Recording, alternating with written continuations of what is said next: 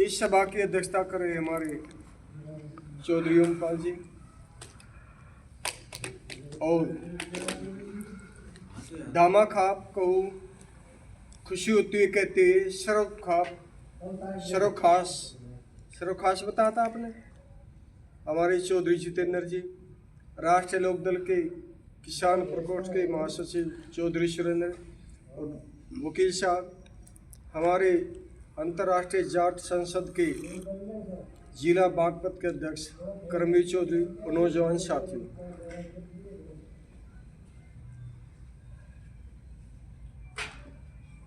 चौधरी चरण सिंह का जन्म आज से 123 साल पहले 1902 में हुआ नूरपुर के गांव में।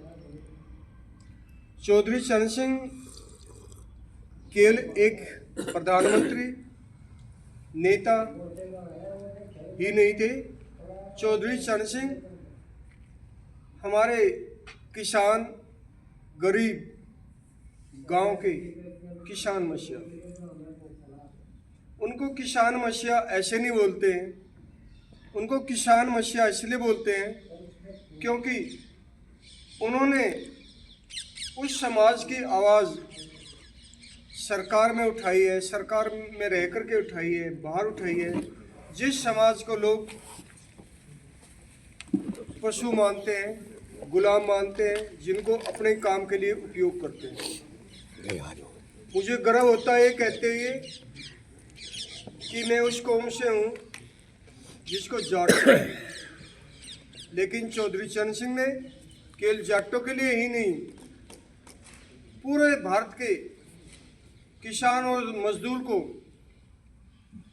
जागरूक किया है और उनको हक दिलाने के लिए जो त्याग, तपस्या, बलिदान दिए है, दूसरा चौधरी चरण सिंह पैदा होना मुश्किल है।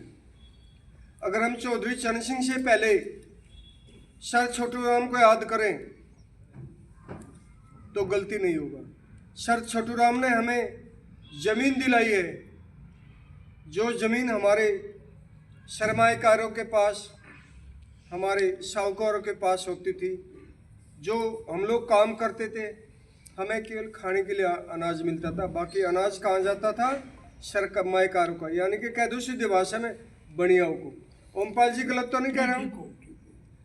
सर छोटू राम ने हमें जमीन दिलाई और ये जमीन एक परिवार की एक ही जगह है, इसके लिए चकबंदी करवाई चौधरी चरण सिंह।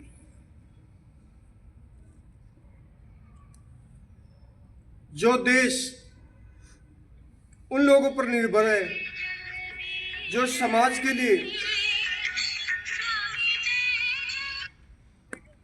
काम करता है और जब जरूरत होती है दुश्मन देशों के साथ लड़ करके बलिदान करता है,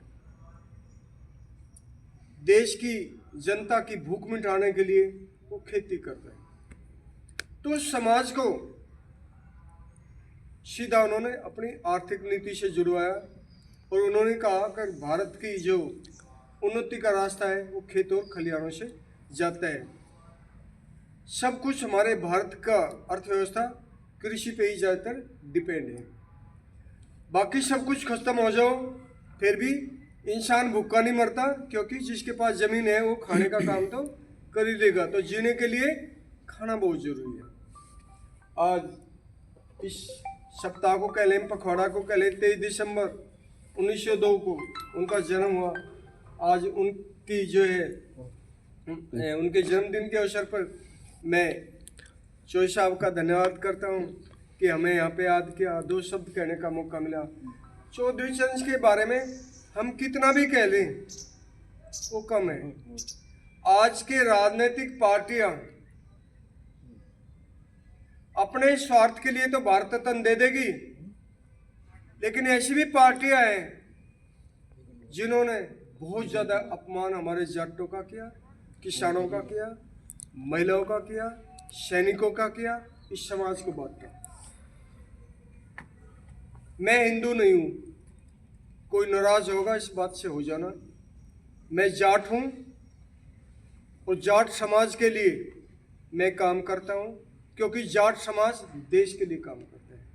हिंदू देश के लिए काम नहीं करता है, वो निकम्मे, निठल्ले, भूखमंगे, चोर, उचक्के, कामचोर, कायरों को मारने वाले शक्तियों को आगे रख करके अपना घर चलाते हैं।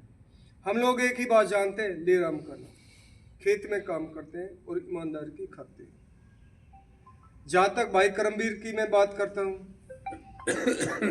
हमें उम्मीद है ऐसे बहुत संगठन हैं जो खड़े तो हो रहे हैं, बहुत किसानी उन्होंने खड़ी तो हो रही है, लेकिन कोई जाट के लिए, किसान के लिए काम नहीं करता।